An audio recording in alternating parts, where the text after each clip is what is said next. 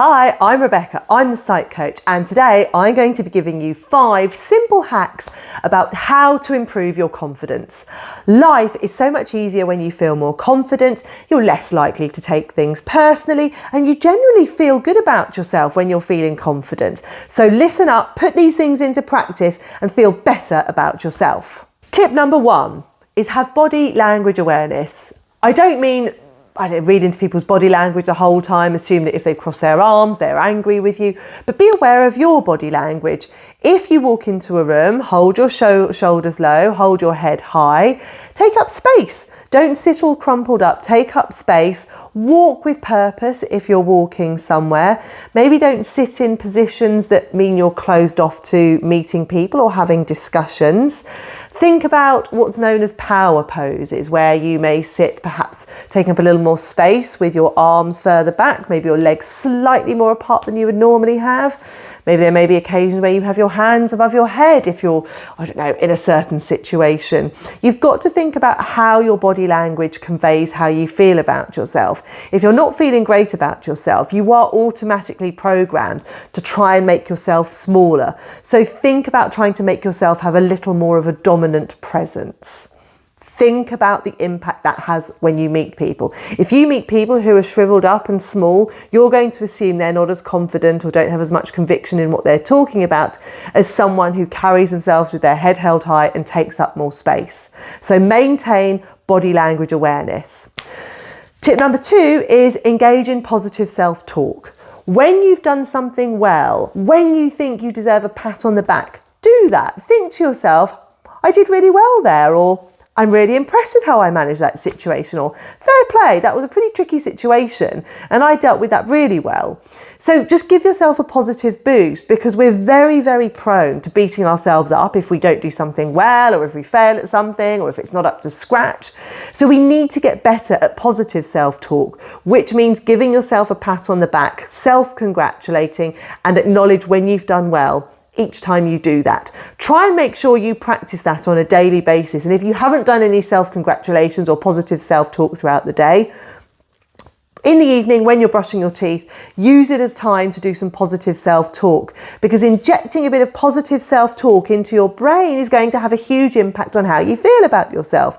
If I said to you, constantly think negatively, tell yourself you're no good, tell yourself you're not interesting, tell yourself you've got nothing worth saying to anybody, that's going to have an impact. So engage in positive self-talk and trust that telling yourself that psychologically will have an impact in the long run on how you interact with other people and how you carry yourself. Tip number 3 is act as if. Some people will call that faking it until you make it. In some forms of therapy, it's called acting as if. But it's where you act as if you feel more confident than you are.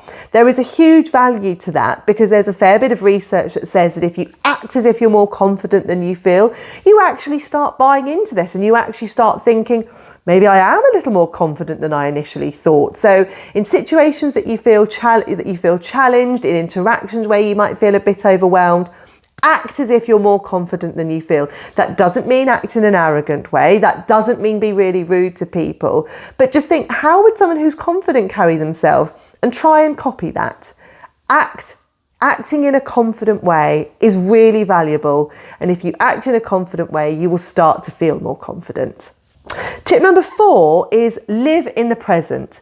That means not forward focusing onto anxieties that may happen in the next hour, the next week, the next month, the next year, but living in the present, thinking, what is it I need to deal with right now? Because the reality is, if we think about the future too much, we will get ourselves worked up, and that has an impact on our confidence, because there are going to be stresses in the future.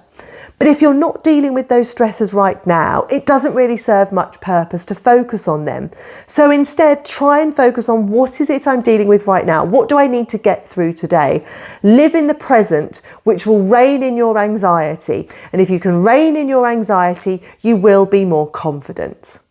And tip number 5 is lean into challenges. It's really easy, if you don't feel particularly confident, to shy away from things, to not want to engage with things, to not take on new challenges, to not do things because they feel too daunting. But actually, a really good way of boosting your confidence is to lean into challenges. Put yourself into situations that you would find difficult, and then give yourself a pat on the back when you've completed them. It's not about whether you do them right or wrong, whether they're a success or a failure, but if you can lean into challenges and confront difficult situations that you would typically avoid, that is a success, irrespective of how well you think it's gone.